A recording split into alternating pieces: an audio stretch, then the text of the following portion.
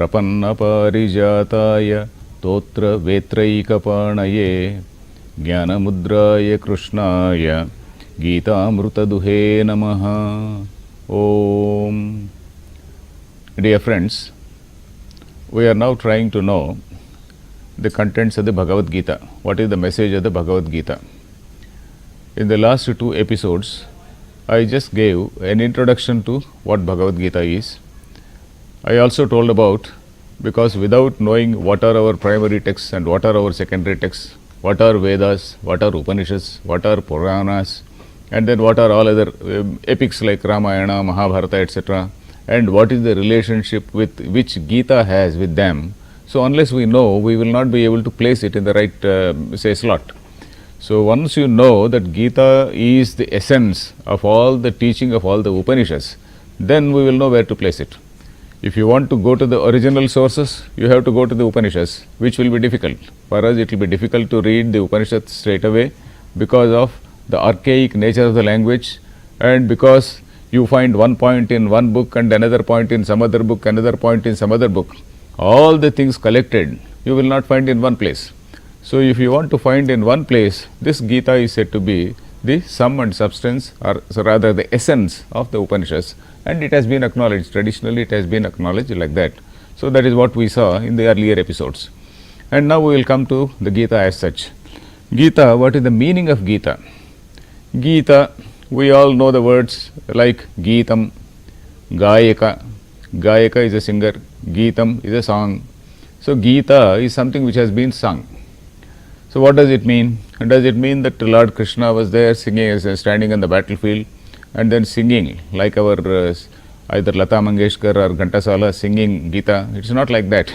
Gita usually refers to, in our tradition, the word Gita is actually used to refer to any say exalted passage. Any exalted passage which is talking about the nature of what is the individual self and what is the supreme reality, what is the equation between this individual self and the supreme reality. So any text, any exalted discussion about these two things. And then also there is one more thing, that the jiva is the same, is not different from that supreme consciousness. So that also is there. So this Gita is a term which is used to any such passage. So in the same manner, so for that reason, we have got several Gitas in our tradition. We have got what is called, in the same Mahabharata, I told you in the last episode that Gita is a small passage, a philosophical passage occurring in the larger work called Mahabharata. So like this, there is another Gita in the same Mahabharata. After the end of the war, at the end of the, now this Gita is now being told at the beginning of the war. And after the end of the war, after Dharmaraja becomes the king, and then after they perform a yajna and all that, at that time, Arjuna again recalls what had happened at this time, and then he again asks Krishna, oh my dear friend, you had earlier told me in that your Kurukshetra, you had told me about this Atma, Paramatma, etc. I have forgotten, you please recapitulate. Then Krishna says, okay, I have already told you, I will ask somebody else to tell you. So he will ask somebody else to tell Arjuna, and then that somebody else comes and teaches. That is called, that particular passage is known as Anugita. And that is again, it is equally big, and then again contains all these details which are there in this. So similarly, there are other passages in other texts also. For example, if you go to Srimad Bhagavatam, Bhagavatam is another say Purana written by sage Vyasa. So in that there is a passage called Shruti Gita. Shruti Gita. So that is the Shrutis, they praise the Lord. So that Shruti Gita contains the same message. So similarly, there are other Gitas called Ashtavakra Gita and many other Gitas. Ashtavakra Gita, Rama Gita, Vasishtha Gita, etc., etc. There are several other Gitas. They are called so because the discussion, the topic in them is the same. That is the relationship between the jiva, that is the individual self, and the supreme reality. So if we know that, it should be enough. Gita is not something which is there sung on the battlefield. It is something, it is an exalted discussion. So that is one thing. And this particular Gita is called BhagavadGeetha. All other Gitas, they have different names. One is called Anugita, another is Ashtavakra Gita. But this Gita is called BhagavadGeetha because the Lord himself is the speaker here. The Lord himself has spoken about this, and then he is telling Arjuna. Arjuna is, you say, take Arjuna as a common man. Arjuna is every man, let us say. Arjuna is every man. Arjuna is only a pretext, and this message is for all of us. Because in all these epics, the epic writers, they conceive the whole story in such a way, story and all various episodes and various subplots, plots and subplots in such a way that several issues are covered, several issues relating to human nature, philosophy, political science, statecraft, all these things. So in that sense, so an epic writer, he has got a great canvas, he has got a very, very large canvas on which he has got several things. So this Gita is one such passage where the Lord himself is telling Arjuna about all these philosophical issues, let us say. So now let us come straight to the text. So this there are 18 adhyaya, it is called, 18 chapters in this Bhagavad Gita. The first chapter is called Arjuna Vishada Yoga.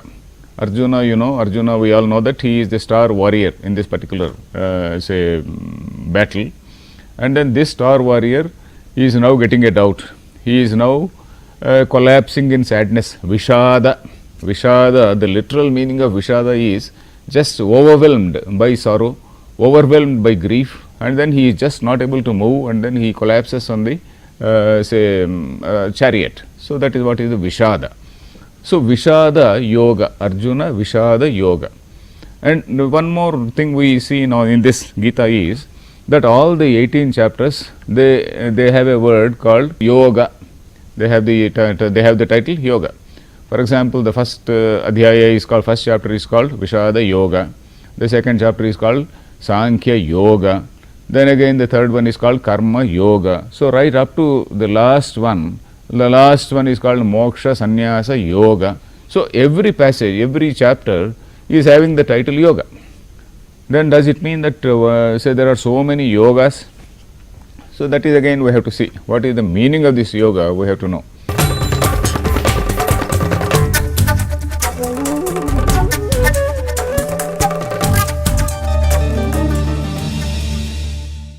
We all have a general idea that yoga is something which is, when we listen to the word yoga, immediately what strikes our mind is some bodily postures. We have a yoga mat, you lie down on that yoga mat or you stand on that yoga mat and use various bodily postures, various contortions of the body, distortions and contortions of the body.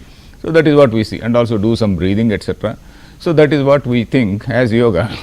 But then that is not the yoga. In fact, that is a very, very tiny aspect of yoga. A very tiny aspect of yoga. In fact, if we want to know what yoga is, there is a big manual. There is a big manual which most of you might be knowing, which is called Patanjali's Yoga Sutra. Patanjali's Yoga Sutra. Sutra means a formulation, a sort of formula. So Patanjali's Yoga Sutra, it has got several aphorisms. And then those aphorisms have been explained by various commentators. So that particular Yoga Shastra, it is a science actually, a science of disciplining the body and mind.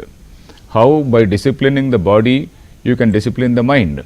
In fact, conscious habits, controlling the bodily habits, it influences the unconscious mind. So this is something which is accepted even in the modern psychology. You consciously cultivate something, it slowly it controls the mind also. In fact, we are going to see exactly the same meaning in one shloka which Krishna is going to say in the 4th chapter. So anyway, yoga is something which is much, much beyond the exercises which we see. Yoga is a system where the self-discipline is involved, where slowly our emotions, our various negative feelings like hatred, anger, greed, all these things, all these negative feelings, all those things are in a very, very small measure they are needed. In a small measure, I need some food, so I need to that extent some sort of need is there, but need is different from greed. And to some extent some anger may be needed in some places, but not unrighteous anger. So like that, anger, greed and hatred is something which we should not have unless to a bad person. That again is something which should be tempered by reason. So all these bad emotions have to be controlled. And then why should all these bad emotions be controlled? Because this is all a preparatory step for a person to do further meditation on the nature of reality. It is not as though the aim of yoga is basically to make all the people like saintly people. Of course, it is very much there. You can't deny it. Yoga basically wants to bring about an internal transformation in any person, and that internal transformation enables a person for a higher learning. Unless you have that internal transformation, that higher learning is not possible. That is the basic difference between any other science and this science called Adhyatma Jnana. Adhyatma Jnana means the knowledge relating to one's own self, the knowledge relating to the self, or knowledge relating to supreme reality. This is what is called Adhyatma Jnana. So the difference between an ordinary science like physics or mathematics and this Adhyatma Jnanam is that for knowing or studying physics or chemistry, you need not have internal discipline. You may entertain all your ill feelings, you may have your feelings of hatred, you may have your feelings of greed, lust and all those things. Still you may be a great chemistry professor or a professor in history or mathematics. But here, if you are having all those say negative things like lust, greed and all such things, you cannot progress in this particular field. So unless the mind is very clear as a clean mirror, unless it is like that, a person will not be able to take that particular knowledge, he can't pursue that particular path. So that is the objective of yoga. Yoga is to clean a person's mind. In other words, to bring about some sort of stillness also, not only cleaning but stillness, concentration, because there is what is called meditation. Meditation also is mentioned in this yoga. So yoga involves lot many things. Yoga involves some physical exercises which bring about some sort of order in the body, and then physical exercises associated with pranayama, that is breathing techniques, etc., to control the mind, and then slowly that mind control is gradually enabling a person for some higher study. So yoga is this internal process. So in other words, it is enabling you to know the supreme reality. And yoga is also called, yoga actually there is a root word for yoga. You see, in Sanskrit every word has got a root, like in any other language. Most languages have these root verbs. So this yoga comes from a root word called yuj. Yuj means to unite. Uniting what? Uniting the limited self with the supreme self. Uniting the jiva with the Brahman. Uniting the individual self with that supreme reality. So that is that union, bringing about a union between the limited self and the supreme self. So that is what is yoga. So that is what we see here. And then say from our point of view, what do we do in this yoga? We try to align ourselves with the divine will. We try to align ourselves with the God's will. So that is what we are going to see in what is called Karma Yoga in the 3rd chapter of this Gita. So we find this word yoga given to that word is there in the title of every chapter. Arjuna Vishada Yoga. Vishada is sadness or grief or anguish. So the question is, how can grief be a yoga? How can grief or anguish be a means to align oneself with the divine? So we will realize that it is only when a person has that righteous grief, and this grief is not irrelevant grief. It is something which is it is for a right reason. It is a righteous grief. So after Arjuna is going to the battlefield, he is seeing all his relatives, all his very close relatives on the other side of the field, and then he has to fight with them, and most of them will die, and his own people will die. So he is having a grief that all this we are causing so much of damage. So that is the grief. So from this grief, or rather this grief has clouded his judgment, because if you see the background for this Mahabharata war, so much of preparation had gone. So much of so many attempts were also made much prior to the preparation for war. Lot many preparations were made, or lot many background work was done in order to reconcile, in order to bring about some sort of rapprochement, so bring about some sort of peace between these two groups, that is Kauravas and Pandavas, and all those things failed. Even Krishna went as a messenger.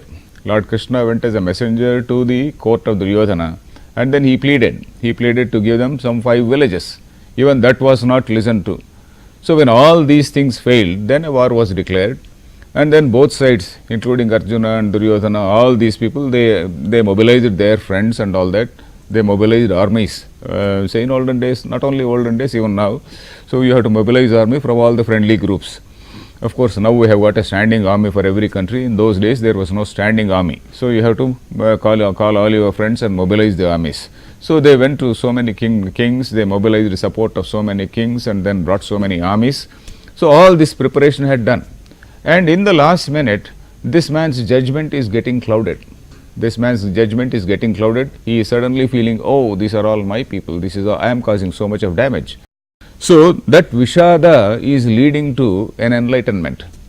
Because this Vishada is leading to a stage where Lord Krishna is intervening and then telling him, giving him a bigger picture. Lord Krishna, what he is doing is like a counselor. Today, if there is a psychological problem, you go to a counselor. So in India, we don't go to a counselor. You read Gita. If you are in some problem, if you are having some sort of confusion, if you are having some sort of anguish or a situation like that, you read Gita, you read some other text, you read Ramayana, and then your mind will be okay. So anyway, here Lord Krishna is a counselor, because Lord Krishna, he gave a big picture to Arjuna about what was his role. So that is what we see. So that Vishada itself, this so-called Vishada means that anguish itself is a yoga, in the sense that it is actually helpful to him, because it is allowing Krishna to intervene, and then it is allowing Krishna to give a larger picture.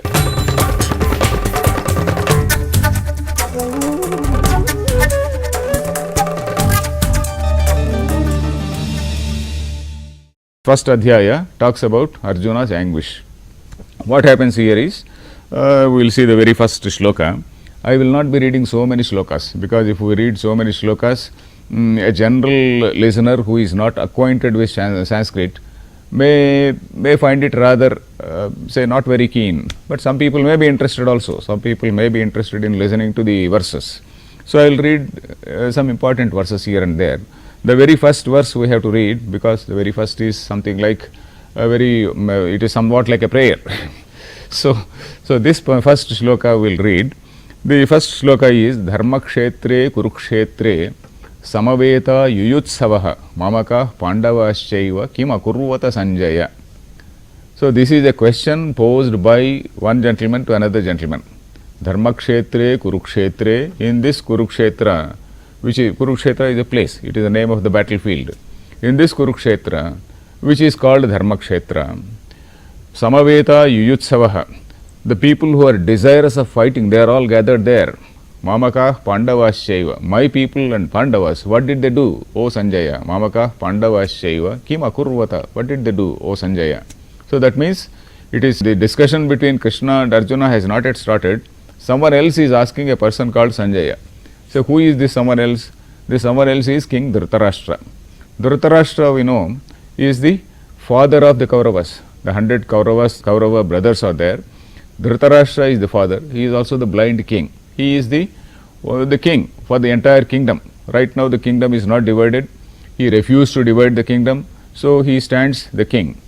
And then he knows fully well that his sons, they are unrighteous, they are on the wrong path, but still he is somebody who loves his children, who can't go beyond the word of his son. So he is literally blind and also metaphorically blind, you can say. Metaphorically also he is a blind man. So that way, that King Dhritarashtra, he asks this Sanjaya. And Sanjaya is a minister, you can say. He is a mantri or a minister. So this Sanjaya, he then tells what has happened on the battlefield. And Sanjaya is a very interesting character in Mahabharata. Sanjaya is a very, very wise king, wise minister.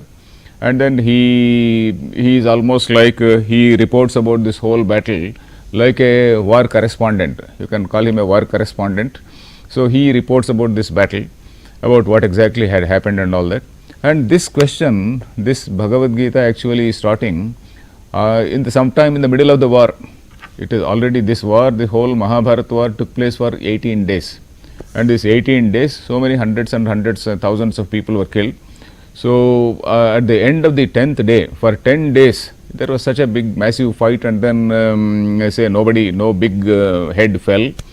On the 10th day, one very, very important stalwart, very, very important warrior on the side of Kauravas, he fell. He is Bhishma. Bhishma was invincible.